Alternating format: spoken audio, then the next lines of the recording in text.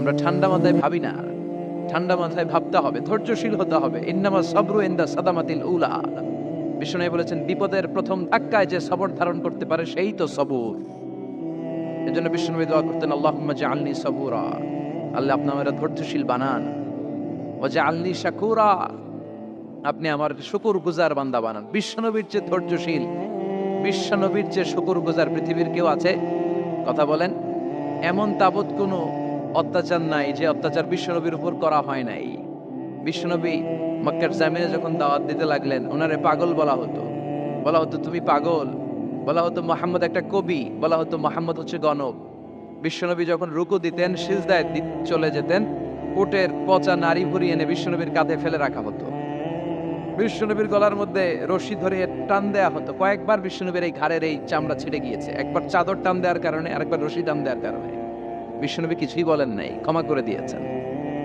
যেই মক্কার শত্রুরা বিশ্বনবীকে মক্কা থেকে বিতাড়িত করেছেন, এবং যেই রাতে উনি হিজরত করলেন, মাইগ্রেট করলেন, উনি কেঁদে কেঁদে বারবার মক্কার দিকে ফিরে তাকায়, আবার যায়, আবার ফিরে তাকায়, মাতৃভূমির মায়া ছাড়তে পারছেন না।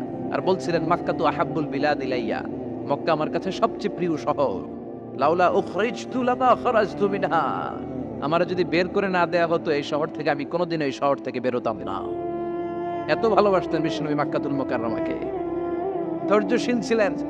এত অত্যাচার অনাচারের পরে যখন মক্কা বিজয়ের ক্ষণ আসলো, এই মক্কাকে বিশ্বনবীর করতলগত করে দিল কে? ফাতহে মক্কা হলো। বিশ্বনবী চাইলে পিষে পিষে প্রতিটা কাফের মুশরিককে শেষ করে দিতে পারতেন, ঠিক কিনা? কিন্তু বিশ্বনবী বললেন লা তাসরিবা আলাইকুমুল ইয়াউম ইযহাবু আনতুমুত তুলাকা, কোন রিভেঞ্জ চলবে না আজকে, কোনো প্রতিশোধ নাই। একেবারে বড় যুদ্ধাপরাধী যারা, মারাত্মক যারা অফেন্স করেছে, তাদেরকে শাস্তির আওতায় আনা হবে, বাকি সবাইকে আমি ক্ষমা করে দিলাম। In the long history of the world, there is no instance of magnanimity and forgiveness which was showed by our beloved Prophet Muhammad when all of his enemies laid under his feet and he forgave them one and all. পৃথিবীর ইতিহাসে এরকম নজির কোথাও পাওয়া যায় না, যাকে এত অত্যাচার করে বিতাড়িত করা হয়েছে, নির্বাসন দেওয়া হয়েছে, হিজরতে বাধ্য করা হয়েছে। তিনি যখন ওই শহরকে আবার বিজয় করলেন, কাউকে আঘাত করলেন না, আগুন জ্বালিয়ে শহরটাকে জ্বালিয়ে দিলেন না, ওদের বংশকে নির্বংশ করলেন না, বরং মুচকি হেসে উনি বললেন যাও, ক্ষমা করে দিলাম। কি ধৈর্যশীল ছিলেন। আবার দোয়াও করতেন, আল্লাহুম্মা জাআলনি সাবুরা, আল্লাহ আপনি আমার ধৈর্য বাড়ায় দেন। ওয়া জাআলনি শাকুরা, আপনি আমার শুকরগুজার বানান। ওয়া জাআলনি ফি আইনি সাগীরা, আল্লাহ আমার চোখে আপনি আমারে ছোট বানান। ওয়া ফি আয়ুনিন নাসি কাবীরা, আল্লাহ মানুষের চোখে আপনি আমারে বড় বানান। কি মানুষ ছিল, নিজের চোখে নিজে ছোট থাকতে চাইতেন। আমরা নিজের চোখে নিজের বড় মনে করি, এরকম ডাকাইত আছে না নাই? নিজেরাই নিজে মনে করে কত বড় সাহেব, লাট সাহেব। মান তাওয়াদা তারাফা, এটা হচ্ছে সুন্নাতুল্লাহি ফিল আরদ। মান তাওয়াদা তারাফা, যে নিচে নেমে থাকতে চায় আল্লাহ ওরা টেনে উপরে উঠা, আর যে খালি উঠতে চায়, হিংসা করে অহংকার করে উপরে ঠেলতে চায়, ওরা নিচে নামায় দেয় কে? সাইয়েদনা আদমকে আল্লাহ বললেন, আদম সাল্লিমা আলা উলাইকা নাফার লাম্মা খালাকাল্লাহু আদামা ওয়া কানা তুলহু 60 যিরাআন। নিচে নেমে গেলে যে উপরে ওঠে, আর উপরে উঠতে চাইলে যে নিচে নামে, উদাহরণ দেখেন। আদম আলাইহিস সালামকে তৈরির পর আল্লাহ বললেন, আদম সাল্লিমা আলা উলাইকা নাফার, এই ফেরেশতাদের সালাম দাও। কি দাও? দাও, সালাম দাও। কোনো প্রশ্ন নাই, আল্লাহ সালাম দিব কেন? ফেরেশতারা আমারে দিব না কেন? আমি আগে দিব কেন? কথা আছে কোনো? যেই সালাম দিলেন, সালাম দেওয়ার সাথে সাথে ওনার মর্যাদা বাড়িয়ে দিল কে? এত মর্যাদা বাড়ালেন যে নূরের ফেরেশতারা মাটির আদমকে সেজদা দিতে বাধ্য হয়েছে। চিৎকার করে বলেন ঠিক কিনা? তুমি মাটির আদমকে প্রথম সৃষ্টি করিয়া ঘোষণা করিয়া দিলে শ্রেষ্ঠ বলিয়া, তাই তো নূরের ফেরেশতা করে আদমকে সেজদা, সবার চেয়ে সম্মান দিলে মাটির আদমকে। আল্লাহু আল্লাহু পড়েন, আল্লাহু আল্লাহু তুমি জাল্লে জালালুহু, শেষ করা তো যায় না গে তোমার গুণগান। আল্লাহু আল্লাহু সুবহানাল্লাহ পড়েন। কি সম্মান আল্লাহ বাড়ায় দিলেন। আল্লাহ বললেন, আদম আজকে থেকে তুমি আশরাফুল মাখলুকা, তুমি খলিফাতুল্লাহ ফিল আরদ, তুমি পৃথিবীতে আমার খলিফা, ভাইস জেরেন্ট অফ আল্লাহ। আল্লাহর খলিফা, আল্লাহর আহকামগুলো পালনের জন্য ভাইস জেরেন্ট। চুরি করলে হাত কেটে দাও, কার আইন? এই কাজ আদম তুমি দুনিয়াতে যেয়ে করবা। জিনা করলে ডেথ পেনাল্টি, হেড অফ। শিরোচ্ছেদ করে দাও। কার আইন? খলিফা হিসেবে মানুষ এসে করবে। মানুষকে আল্লাহ আশরাফুল মাখলুকাত বানিয়ে দিলেন, নিচু হয়েছে বড় বানিয়ে দিলেন। আর শয়তানের অবস্থা কি? শয়তানকে আল্লাহ বললেন সেজদা দে আদমকে। শয়তান যুক্তি দাঁড় করিয়েছে, খালাকতাহু মিন তিন খালাকতানি মিন নার ওয়া খালাকতাহু মিন তিন। আল্লাহ আপনি আমারে বানাইছেন আগুন দিয়া, কি দিয়া? আগুনের ধর্ম উপরের দিকে ওঠে আর মাটির ধর্ম সে নিচে পড়ে থাকে, আমি কেন সেজদা দেব? শয়তানকে চিরকালের জন্য ইবলিস মালউন, অভিশপ্ত আর জাহান্নামী হিসেবে ঘোষণা দিয়ে দিল কে? এজন্য আপনি ছোট থাকতে চাইবেন, আপনার বড় বানাবে কে? আর আপনি নিজে যদি বলেন আমি বড়, থাপ্পড় মেরে আপনার নিচে নামাই দিবে কে? এজন্য বিশ্বনবী দোয়ায় বলতেন, আল্লাহুম্মা জাআলনি সাবুরা ওয়াজআলনি শাকুরা ওয়াজআলনি ফি আইনি সাগীরা ওয়া ফি আয়ুনিন নাসি কাবীরা। ও আল্লাহ, আপনি আমারে ধৈর্যশীল বানান, আপনি আমারে শুকরগুজার বান্দা বানান, আমার চোখে আমারে আপনি ছোট বানান, মানুষের চোখে আপনি আমারে বড় বানান। সুবহানাল্লাহ পড়েন। এজন্য সবসময় শুকরগুজার থাকার চেষ্টা করতে হবে। রাজি আছেন তো? যে কোনো মুহূর্তে, যে কোনো পরিস্থিতিতে আমরা শুকরিয়া করব কার? চিল্লায় বলেন কার?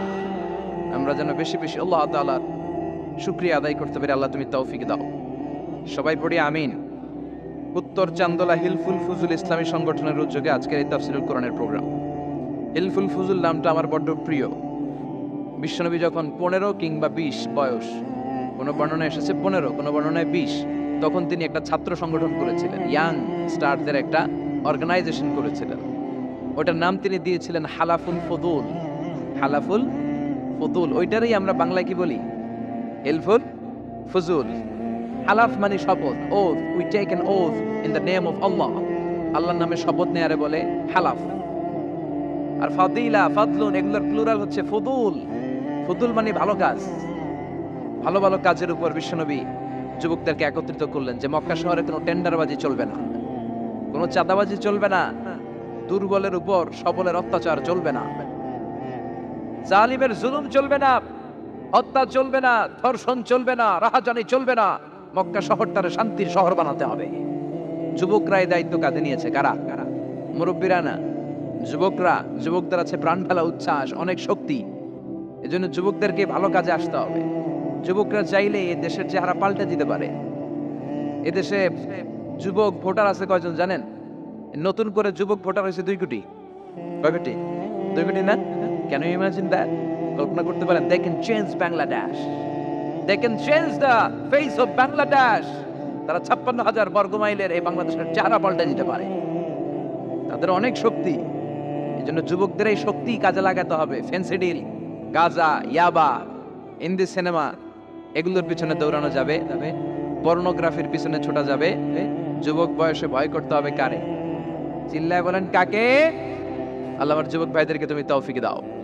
বিশ্বনবী হালাফুল ফুদুল তিনি গঠন করলেন মক্কাতুল মুকাররমাতে। পুরো মক্কা শহরটা শান্তির শহর হয়ে গেল। সুবহানাল্লাহ। আল্লাহ উত্তর চান্দলা হিলফুল ফুজুল ইসলামী সংগঠনকে তুমি কবুল করো। আজকের প্রোগ্রামের সভাপতিত্ব করছেন আল্লামা অধ্যক্ষ গোলাম সরোয়ার সাইদি পীর সাহেব, আড়াইবাড়ি দরবার। আমার প্রিয় নানা ভাই আলোচনা করেছেন, বয়ান করেছেন। আল্লাহ নানা ভাইকে কবুল করো। নানা ভাইটা একটু ইয়াং হয়ে গেছে না? অনেক জায়গায় লোকজন খুব বিভ্রান্তিতে পড়ে যায়। ঘটনা কি? আপনি নানা হইলেন কবে, নাতনি হইল কবে, আবার জামাই পেলেন কবে? আমারও বলা যে তুমি যে আমার নানা ভাই বানাইছো, আমি তো এর উত্তর দিতে দিতে কাম সারা। তো আল্লাহ আমার নানা ভাইকে তুমি কবুল করো। তিনি হকের কথা, কোরআনের কথা বলেন। পীর সাহেবদের মুখে এরকম হুঙ্কার দেখা যায় না। কথা কন। এরা থাকে খানকায়, এদের পেট থাকে বড়। সবার কথা বলছি না, বেশিরভাগ কথা বলেন। এই ভণ্ডামি এই দেশে আছে না নাই? দো দেল বান্দা কালমা চোরে, না পায় শ্মশান না পায় গোরে, দিন থাকিতে আয়রে পথে ছাইড়া দে ভণ্ডামি, ভণ্ডামি ভণ্ডামি ভণ্ডামি, ছাইড়া দে ভণ্ডামি। আছে না নাই? নামাজ কালাম পড়ে না, ইবলিস শয়তানের নানা। আছে না? নামাজ নাই, রোজা নাই, নাচানাচি, নাচ গান, গোসল করে না, সারা বছরে করে একবার, ওই গোসলের পানি মুরিদরা খেয়ে ফেলায়। আছে না নাই?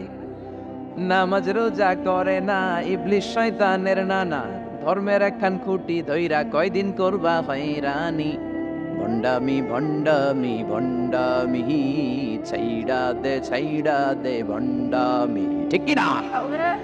তো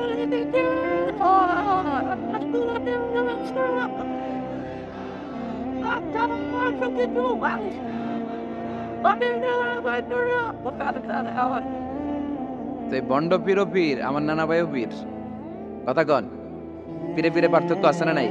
বিশ্ব নেই বলতেন আসাদুহুম ফি আমরিল্লাহি আমার, আল্লাহর দ্বীনকে আল্লাহর জমিনে বাস্তবায়নের জন্য সবচেয়ে কঠোর সাহাবী হচ্ছে ওমর। সবাই আবু বকরের মতো হলে চলবে। আরহামু উম্মতি আলা উম্মতি আবু বকর, আমার উম্মতের মধ্যে সবচেয়ে রহম দিলের সাহাবী হচ্ছেন আবু বকর। সাইয়েদনা আবু বকরের দিলটা, হৃদয়টা এত নরম ছিল, উনি যখন নামাজে দাঁড়াতেন উনি কান্নার কারণে তেলাওয়াতের আওয়াজ পিছনে মুসল্লিরা শুনতে পেত না। রজুলুন আসিফ, কোমল হৃদয়ের মানুষ, এত ভদ্র হৃদয়ের মানুষ, এত প্রিয় ছিলেন আল্লাহ তাআলার কাছে। বিশ্বনবী মেরাজ থেকে যখন আসলেন, এসে ঘটনা বর্ণনা শুরু করলেন, আমি মক্কা থেকে ফিলিস্তিন গিয়েছি, ফিলিস্তিন থেকে দূর পাহাড়ে উঠেছি, সেখান থেকে 7 আকাশ পাড়ি দিয়ে আল্লাহর আরশে গিয়েছি, জান্নাত জাহান্নাম দেখেছি, আবার ফজরের আগে ফিরে এসেছি। আবু জাহেল, উতবা, সাইবা, ওয়ালিদ ইবনে মুগিরা জানতে, ওরা কয় এতদিনে একটা পাইছি, একটা ইস্যু পাইছি, এই ইস্যু দিয়া মুহাম্মাদের বিরুদ্ধে যত বদনাম রটানো যায় আমরা রটাবো। সর্বপ্রথম যে ধরছে বিশ্বনবীর সাহাবী আবু বকরকে, যে বলে আবু বকর দেখো, তোমার বন্ধু এতদিন যা বলতো মেনে নিতাম, আজকে সে কি বলে, সে তো পুরো পাগল হয়ে গিয়েছে। নাউজুবিল্লাহ পড়েন। যেখানে মক্কা থেকে ফিলিস্তিন যেতে লাগে 15 দিন, ফিরে আসতে লাগে 15 দিন, যেতে আর আসতে লাগে 1 মাস, সে নাকি মাঝরাতে উঠে বাইতুল মুকাদ্দাস গিয়েছে, নবীদের নিয়ে ইমামতি করেছে নামাজের, আরো সে গিয়েছে, জান্নাত জাহান্নাম দেখেছে, আবার নাকি ফজরের আগেই চলে এসেছে। এটা কেমন পাগলামির কথা বলো তো? সাইয়েদনা আবু বকর বললেন, আমার রাসূল কি আসলেই এই কথা বলেছে? আবু জাহেল, উতবা, সাইবা বলে, হ্যাঁ, তোমার নবী, তোমার মুহাম্মদ এই কথাই বলেছে। সাইয়েদনা আবু বকর বলেন, বিশ্বনবী যদি এটা বলে থাকেন তাহলে বিশ্বনবী সত্য বলেছে। আমার নবী বলে থাকলে সত্য বলেছে, তিনি মিথ্যা বলতে পারে? as-sadiq al-amin, সত্যবাদী, the trustworthy personality, সবচেয়ে বিশ্বাসী মানুষ, তিনি কখনো মিথ্যা বলতে পারে? বিশ্বনবী বললেন, আবু বকর আনতা লাস্তা আবু বকর ফাকাত, তুমি আজকে থেকে শুধু আবু বকর নও, আজকে থেকে মিনাল ইয়াউম আনতা আবু বকর as-সিদ্দিক, তুমি আজকে থেকে সত্যবাদী আবু বকর। সেদিন থেকে তিনি as-সিদ্দিক উপাধি পেয়েছেন। সিদ্দিক মানে যিনি সত্য গ্রহণে, সত্য প্রকাশে, সত্যের ব্যাপারে আপোষহীন। সুবহানাল্লাহ পড়েন। কিন্তু সাইয়েদনা আবু বকর ছিলেন কোমল হৃদয়ের অধিকারী, তার বিপরীতে সাইয়েদনা ওমর ফারুক ছিলেন শক্ত হৃদয়ের অধিকারী। এজন্য দুইটারই দরকার আছে, তাইলেই ব্যালেন্স হয়। সবাই নরম হইলেও চলবে না, আবার সবাই গরম হইলেও চলবে না, ঠিক কি না? দুইটার মাঝামাঝি থাকার দরকার আছে না নাই? এজন্য মারামারি করতে পারবেন, কিন্তু এটা করতে হবে ইসলামের পক্ষে। কথা বলেন। আল্লাহ বলে ফাদরিবু ফাওকাল আনাক, গারের উপরে মারো, ওয়াদরিবু মিনহুম কুল্লা বানান, আর গিরায় গিরায় মারো। কোথায় মারতে হবে? গারের উপরে আর গিরায় গিরায়। তবে এটা নিজেদের মধ্যে এই মারামারি করলে চলবে না। ইসলামকে প্রতিষ্ঠা করার জন্য, কালেমার বাণীকে সুউচ্চ করার জন্য যদি মারামারিরও প্রয়োজন হয়, আমরা মারামারি করতে রাজি আছি না? কোন একদিন এ দেশের আকাশে কালিমার পতাকা উড়বে, সেদিন সবাই খোদাই বিধান পে দুঃখ বেদনা ভুলবে। কোন একদিন এ দেশের আকাশে কালিমার পতাকা উড়বে, সেদিন সবাই খোদাই বিধান পে দুঃখ বেদনা ভুলবে। ঠিক কি না? এটা আমাদের স্বপ্ন। আমরা কালিমাকে বিজয়ের আসনে দেখতে চাই। আর মুমিনকে বিজয় দান করে কে? চিল্লায় বলেন কে? আল্লাহ বলেন, ওয়ালা তাহিনু ওয়ালা তাহজানু ওয়া আনতুমুল আ'লাউনা ইন কুনতুম মুমিনিন। চিন্তিত হয়ো না, দুশ্চিন্তা করো না, বিজয় তোমাদের হবেই যদি তোমরা মুমিন হও। তবে ঈমানটা হতে হবে পাক্কা ঈমান। কথা বলেন। এজন্য মারামারি করলেও এটা ইসলামের পক্ষে মারামারি করতে হবে, ইসলামের পক্ষে থাকলেই লাভ। কারণ ইসলামকে যে বিজয় দেয়া হবে এটার ঘোষণা দিয়েছে কে? ওরা চায় মুখের ফুৎকারে ইসলামের বাতিকে নিভিয়ে দিতে। আল্লাহ বলে, কিয়ামত পর্যন্ত আমি ইসলামের বাতিকে জ্বালিয়ে রাখবো। Up to the day of judgement ইসলামের আলো জ্বলতেই থাকবে। কেউ এটাকে থামাতে পারবে? দেখেন তা তিনি আজীবন ধরে ক্ষমতার চেয়ারে আসীন, তার ক্ষমতার চেয়ার কেউ কেড়ে নিতে পারবে না। কথা বলেন, কথা কয় নাকি? বিএনপির ক্ষমতার চেয়ার কেড়ে নেয় আওয়ামী লীগ, আওয়ামী লীগের ক্ষমতার চেয়ার কেড়ে নেয় বিএনপি, এগুলো আমরা দেখছি না? এখন অবশ্য লম্বা সময় ধরে বাংলাদেশ আওয়ামী লীগ ক্ষমতার চেয়ারে আছে। হয়তো কোনো কারণে আওয়ামী লীগের পর আবার নতুন কোনো দল ক্ষমতায় আসতে পারে কি পারে না। এভাবে পৃথিবীর রদবদল হয়। আজীবনের জন্য কেউ ক্ষমতার চেয়ারে বসে থাকতে পারে একজন ছাড়া। তিনি কে? আল্লাহ। সেই যে ক্ষমতার চেয়ারে বসছে, কেউ আল্লাহর ক্ষমতার চেয়ার কেড়ে নিতে পারবে? চিল্লায় বলেন পারবে? এই পৃথিবীতে যারা ক্ষমতায় আসে তাদের কারো ক্ষমতার মেয়াদ 5 বছর। এই যে বাংলাদেশ আওয়ামী লীগ নতুন করে ক্ষমতায় এলো, মেয়াদ কয় বছর? কথা বলেন। 5 বছর। কোন কোন দেশে 10 বছর। আল্লাহ যে ক্ষমতার চেয়ারে বসছে, আল্লাহর ক্ষমতার মেয়াদ কয় বছর? 20 বছর। কি কয়?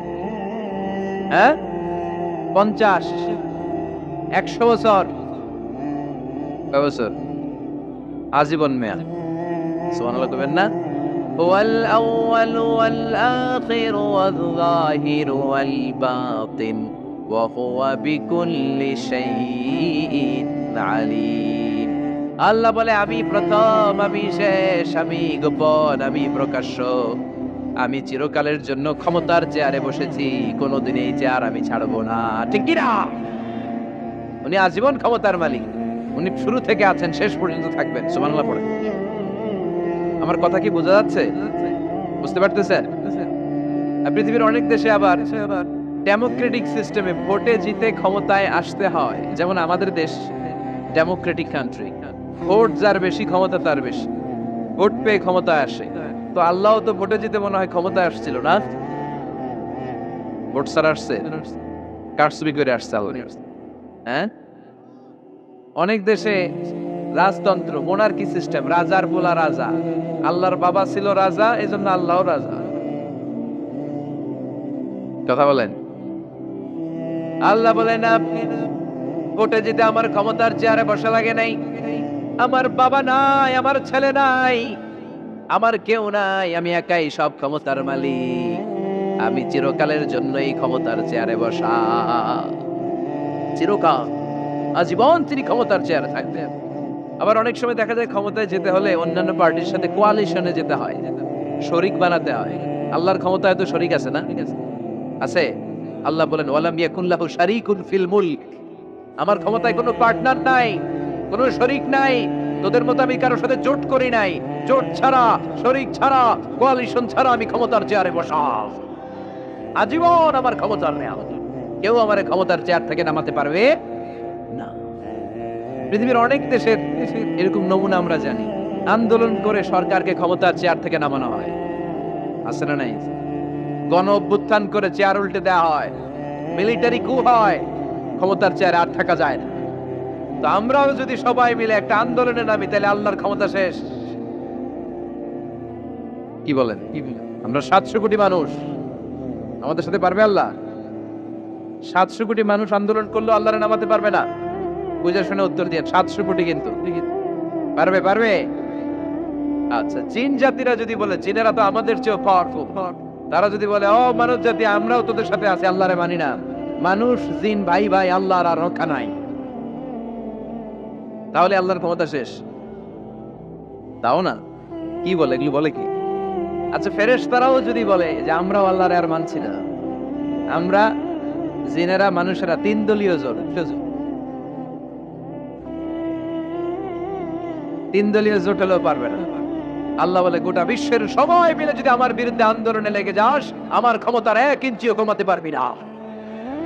এজন্য রব্বুল আলামিন বলেন, তাবারাকাল্লাযী বিয়াদিহিল মুলকু ওয়া হুয়া আলা কুল্লি শাইইন কাদির। সুবহান সেই সত্তা যার হাতে ক্ষমতা, ক্ষমতা কার হাতে? ওয়া হুয়া আলা কুল্লি শাইইন কাদির, তিনি সব বিষয়ের উপর ক্ষমতাবান। তিনি কে? তিনি চাইলে পাহাড়কে দরিয়া করতে পারে, তিনি চাইলে দরিয়াকে পাহাড় করতে পারে, তিনি চাইলে ধনীকে গরিব করতে পারে, গরিবকে ধনী করতে পারে, তিনি চাইলে সম্মানিতরে অপমানিত করতে পারে, আবার চাইলে অপমানিতরে সম্মানিত করতে পারে। তিনি কে? ফাআলুন লিমা ইউরিদ, তিনি যা ইচ্ছা তাই করতে পারেন। তার কাছ থেকে জবাবদিহিতা করার কেউ নাই, তিনি সবার কাছে জবাবদিহি চায়। চিল্লায় এখন ঠিক কিনা? সে আল্লাহ বললেন সুবহান সত্তা, যার হাতে ক্ষমতা তিনি সব বিষয়ের উপর ক্ষমতাবান। এজন্য আমাদের মনে রাখতে হবে আমাদের কোনো ক্ষমতা নাই, ক্ষমতার মালিককে। আর কোনদিন বাগেরহাটের ভাইয়েরা জনগণ সকল ক্ষমতার উৎস, এই কথা বলবেন? মনে থাকবে? তাহলে আওয়াজ করে বলেন তো, সকল ক্ষমতার উৎস কে? সবকিছু করতে পারে কে? সব ক্ষমতার মালিক আল্লাহ। অনেক কথা আল্লাহ 30 আয়াতে বললেন, কয়টা বলবো? কিছু দূর যে আল্লাহ বলা শুরু করলেন, ওয়ালাকাদ যায়্যানাস সামাআদ দুনিয়া বিমাসাবিহা ওয়া জাআলনাহা রুজুমাল লিশ-শায়াতিন। সুবহানাল্লাহ পড়েন। আল্লাহ বললেন, আমি নিকটবর্তী আকাশটারে তারা দিয়ে, আলো দিয়ে, মোমবাতি দিয়ে আলোকিত করেছি। I have beautified the closer skies with light and candles. আমি তারা দিয়ে নিচের আকাশটাকে সুশোভিত করেছি। তারা দিয়ে আমাদের আকাশটারে, মহাশূন্যটারে সুশোভিত করেছে কে? তারা চেনেন? চেনেন না? খালি আকাশের দিকে রাতে তাকালে কি দেখা যায়? তারা। রাতের বেলা তারার মেলা। এখন তো লাইটিং ফাইটিং এর যুগ, তারা চেনা যায় না। আগের লোকেরা তারা না দেখে কিছু করতে পারতো না। আগের মুরব্বীরা তারা দেখলেই বুঝতো কয়টা বাজে, ঘড়ি লাগতো না। আগের নাবিকেরা তারা দেখে তারা রাত কয়টা বাজে নির্ধারণ করে ফেলতো। সুবহানাল্লাহ পড়েন। কত ধরনের তারা আছে। শুকতারা নাম শুনছেন? ধ্রুব তারা শুনেছেন? সপ্তর্ষি মণ্ডল একটা আছে, অনেকে তারা চেনে না। কোটি কোটি কোটি কোটি 7টা তারা একসাথে দেখবেন, এটার বলে সপ্তর্ষি মণ্ডল। আল্লাহ বলে এই তারা দিয়ে আমি আকাশটারে সুশোভিত করেছি। এই তারাগুলো কিন্তু প্রথম আকাশে না, এই তারাগুলো প্রথম আকাশের মহাশূন্যে অবস্থিত। আমরা খালি চোখে যা দেখি এটা আকাশ নয়, এটা মহাশূন্য। এটা কি? বাগেরহাটের ভাইরা উত্তর করেন, এটা কি?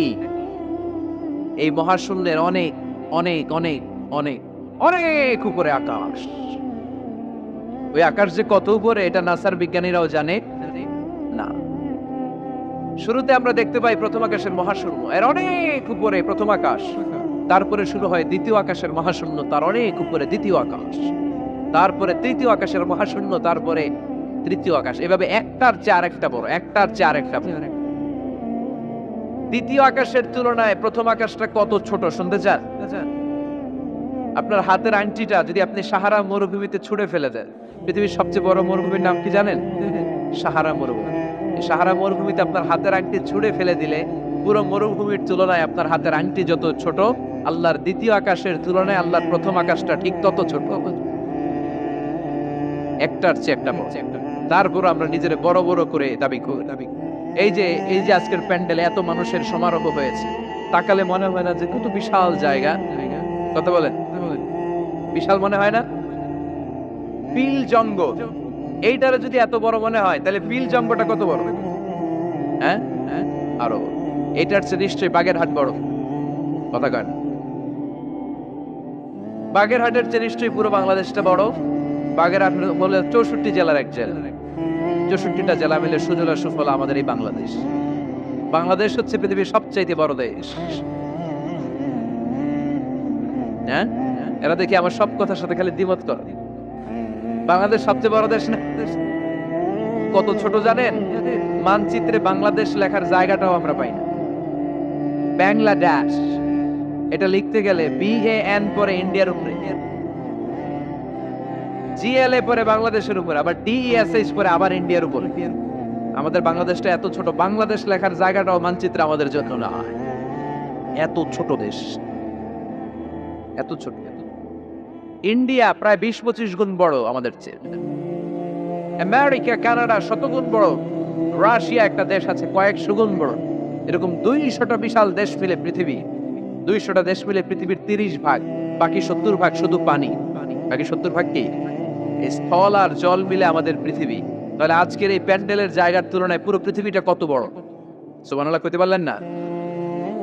তাহলে এই পৃথিবীটা আমাদের কাছে এখন পর্যন্ত যেটা আমরা আলোচনা করলাম বোঝা গেল অনেক বড়, এত বড় পৃথিবী। কিন্তু আমরা শুনতে পাই যে সূর্যটা আমরা দেখতে পাই দিনের বেলা, ওই সূর্যটা নাকি এই বিশাল পৃথিবীর চেয়ে 13 লক্ষ গুণ বড়। চিন্তা করতে পারেন? খালি তো মাথা নাড়াইতেছেন। আসলে কি আমরা চিন্তা করতে পারি? 13 লক্ষটা পৃথিবী সূর্যের মধ্যে রেখে দেওয়ার জায়গা করে দিয়েছে কে? 9,30,00,000 মাইল দূরে সূর্য 8 মিনিট 18 সেকেন্ড সময় নিয়ে নেয় আলো পৌঁছাতে। এত বিশাল সূর্য। তার মানে কি সূর্যটাই সবচেয়ে বড়? এর চেয়ে অনেক বড় বড় তারা আছে। সূর্যের পরে পৃথিবীর সবচেয়ে কাছের তারার নাম প্রক্সিমা সেন্ট্রাই। গুগল করলে দেখবে যে কত তারা। এরপরে আলফা সেন্ট্রাই এ, আলফা সেন্ট্রাই বি, এভাবে তারা শুরু। এটা ক্যারিনা, ব্যাটেল জিউস। যেই সূর্য পৃথিবীর চেয়ে 13 লক্ষ গুণ বড়, ব্যাটেল জিউস নামে একটা তারা আছে। ওই তারা সূর্যের চেয়ে 33 কোটি গুণ বড়। তার মানে কি ব্যাটেল জিউসই সবচেয়ে বড় তারা? এটা ছোট্ট সাইজের তারা। এইটার চেয়েও কত হাজার কোটি গুণ বড় তারা যে মহাশূন্যে আছে, তার কোনো ইয়ত্তা আমাদের নাই। এরকম হাজার হাজার million trillion zillion billion octillion তারা মিলে আমাদের এই গ্যালাক্সিটা গঠিত। আমাদের গ্যালাক্সির নাম মিল্কি ওয়ে। আমাদের গ্যালাক্সির নাম শুনছেন না? বিজ্ঞানে আমরা পড়ছি না? আমাদের গ্যালাক্সির নাম মিল্কি ওয়ে। আমাদের গ্যালাক্সির পরে আমাদের সবচেয়ে কাছের গ্যালাক্সির নাম অ্যান্ড্রোমেডা। কি নাম? আমাদের গ্যালাক্সি থেকে অ্যান্ড্রোমেডাতে পৌঁছতে 2.5 মিলিয়ন লাইট ইয়ার লেগে যাবে যদি লাইটের গতিতে আমরা ছুটি। 2.5 মিলিয়ন লাইট ইয়ার। 1 মিলিয়নে 10 লাখ, 2.5 মিলিয়নে 25 লক্ষ লাইট ইয়ার। এই পৃথিবীতে সবচেয়ে দ্রুতগামী যে জিনিসটার আবিষ্কার হয়েছে সেটার নাম আলো। সেটার নাম সবাই বলেন। আলো সবচেয়ে দ্রুত ছোটে। কত দ্রুত জানেন? 1 সেকেন্ডে 1,86,000 মাইল বেগে ছোটে। 1 ঘন্টায় না, 1 মিনিটে না, এক সেকেন্ডে ছোটে কদ্দূর? আরে 1 সেকেন্ড কইতে তো 2 সেকেন্ড লাগে। 1 সেকেন্ড এটা বলতে বলতে 2 সেকেন্ড লেগে যায়, কিন্তু 1 সেকেন্ডে নাকি সে 1,86,000 মাইল দূর চলে গেছে। এই আলোর গতি সম্পন্ন একটা রকেট যদি কেউ বানাতে পারে, যে রকেটটাও আলোর মতো সেকেন্ডে 1,86,000 মাইল বেগে ছুটবে, এরকম রকেট যদি বানানো যায়, তাহলে এই রকেট দিয়ে আমাদের গ্যালাক্সি থেকে আমাদের প্রতিবেশী গ্যালাক্সি অ্যান্ড্রোমেডাতে পৌঁছতে 25 লক্ষ বছর লেগে যাবে। সুবহানাল্লাহ। বাড়িতে যায় বলবেন সবাই, চিৎকার করে পড়েন আল্লাহু আকবার। সে আল্লাহ বললেন, লাকাদ যায়্যানাস সামাআদ দুনিয়া বিমাসাবিহা ওয়া জাআলনাহা রুজুমান লিশ-শায়াতিন। আমি তোমাদের জন্য দুনিয়ার আকাশটারে সুন্দর সুন্দর তারা দিয়ে সুশোভিত করেছি। এরকম বিশাল বিশাল তারা দেখতে তো মনে হয় ছোট্ট একটা ডটের মতো, না? একটা ফোঁটার মতো মনে হয় না তারাগুলা? এত বিশাল বিশাল তারা মহাশূন্যে রেখেছে কে? চিল্লায় বলেন কে? এরপরে এই সূরার মাঝে মাঝে এসে আল্লাহ বললেন, হুয়াল্লাযী জাআলা লাকুমুল আরদা যালুলান ফামশু ফী মানাকিবিহা ওয়া কুলু মির রিজকি ওয়া ইলাইহিন নুশুর। আল্লাহ বলে, আমারে তোরা চিনিস না? চিনে নে। আমি হলাম এমন সত্তা, আমি তোমাদের জন্য জমিনটারে সমতল বানিয়ে দিয়েছি, তাই যেখানে মন চায় তোমরা সুন্দর করে হেঁটে হেঁটে যেতে পারো। তার মানে এই নয় যেখানে খুশি সেখানে যাবা, শেষকালে আমার দিকে ফিরে আসতে হবে, ঠিক কি না? মিনহা খালাকনাকুম ওয়া ফিহা নুঈদুকুম ওয়া মিনহা নুখরিজুকুম তারাতান উখরা। মাটি থেকে বানালাম, মাটির কবরে পাঠালাম, আবার মাটির কবর থেকে আমাদেরকে উঠায়া দিবে কে? আল্লাহ বললেন যালুলান, আমি জমিনকে বানিয়েছি সমতল।